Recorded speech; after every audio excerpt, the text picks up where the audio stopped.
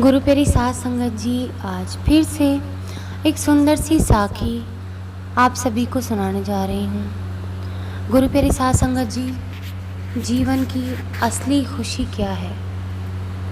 क्या अब तक आप अपने जीवन में कभी खुश हुए हैं? क्या आपको याद है कि आप जीवन में सबसे ज़्यादा खुश कब थे और उस खुशी से संतुष्ट कब थे? आज की साखी हमें यही सिखाएगी कि असली सुख, असली खुशी है क्या आखिर।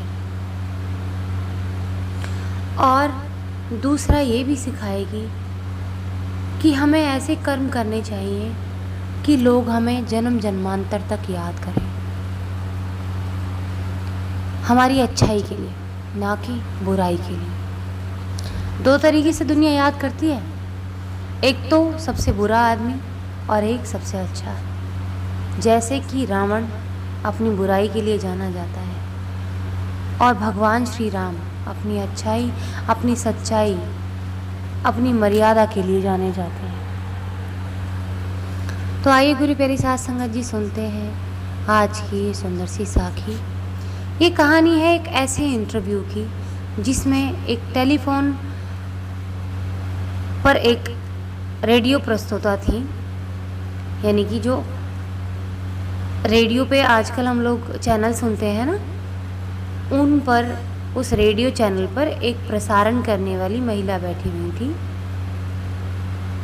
जब एक टेलीफोन साक्षात्कार में नाइजीरिया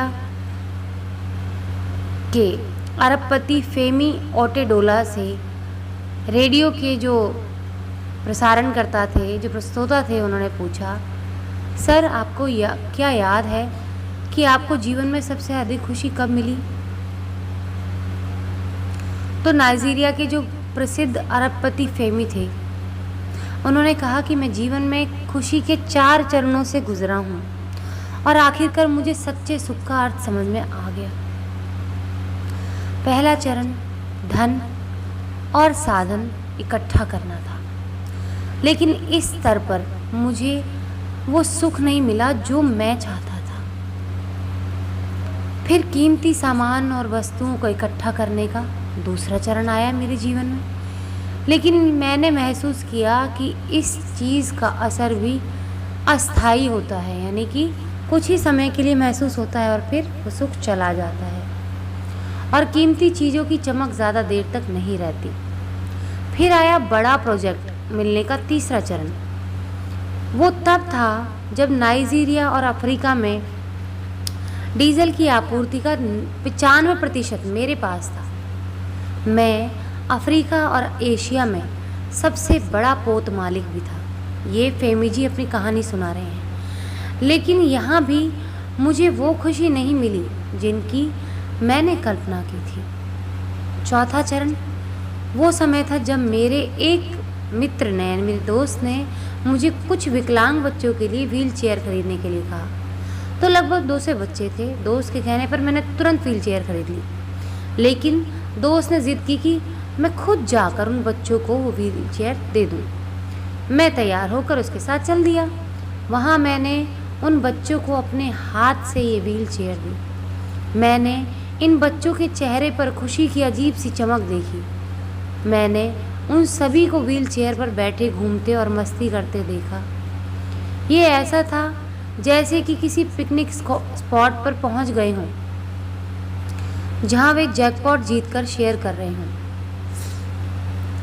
मुझे अपने अंदर असली खुशी महसूस हुई जब मैंने छोड़ने का फैसला किया उन बच्चों को। तो उन बच्चों में से आके किसी ने मेरी टांग पकड़ ली। मैंने धीरे से अपने पैर को छुड़ाने की कोशिश की, लेकिन बच्चे ने मेरे चेहरे को देखा और मेरे पैरों को कस के पकड़ लिया। मैं झुक गया और बच्चे से पूछा, क्या तुम्हें कुछ और चाहिए क्या? इस बच्चे ने मुझे जो जवाब दिया, उसने न केवल मुझे झकझोर दिया, बल्कि मेरे जीवन के प्रति मेरा दृष्टिकोण पूरी तरह से बदल दिया। इस बच्चे ने फेमी जी से कहा कि मैं आपका चेहरा याद रखना चाहता हूँ, ताकि जब मैं आपसे स्वर्ग में मिलूँ तो मैं आपको पहचान सकूँ और एक बार फिर आपका धन्यवाद कर सकूँ। गुरु प्यारी साध संगत जी, इस कहानी से शिक्षा मिलती है कि हम सभी को अपने अंतर्मन में झांकना चाहिए और ये मनन अवश्य करना चाहिए कि इस जीवन और संसार और सारी सांसारिक गतिविधियों को छोड़ने के बाद आपको किस लिए याद किया जाएगा। क्या कोई आपका चेहरा फिर से देखना चाहेगा जहाँ ये सब मायने रखता है। तो गुरु प्यारी साध संगत जी, हमें ऐसे कर्म करने हैं जिससे लोग हमें याद रखें। आपको पता है जीवन में बड़े बड़े कर्म ही नहीं होते हैं जिससे हमें याद रखा जाए। कभी कभी छोटी सी चीज़ भी इंसान ज़िंदगी भर याद रखता है। मान लीजिए 15-20 दिन से कोई भूख से तड़प रहा हो, उसकी जैसे जान से निकलने को हो रही है और अगर उसको खाना ना मिले तो ऐसा लगो जैसे उसकी अंतिम क्षण हो। उसको जाकर कोई खाना खिला दे तो वो इंसान, उस इंसान का चेहरा हमेशा याद रखता है जिसने उसको खाना खिलाया है। तो गुरु प्यारी साध संगत जी, हमें हमेशा इस तरह से लोगों की मदद करनी चाहिए। हमें हमेशा उनकी मजबूरी को, उनकी मुसीबत को अपनी मजबूरी और मुसीबत समझना चाहिए। हमें उस जगह रख के देखना चाहिए कि कल को भगवान ना करे हमारे पास ऐसे दिन आए और हम इस तरह से तड़पें मदद के लिए और कोई हमारी मदद ना करे तो हमें कैसा लगेगा। ये सोच कर, ये ख्याल करके हमें जीवों की, मनुष्यों की मदद करनी चाहिए। और दूसरा, खुशी किस में है?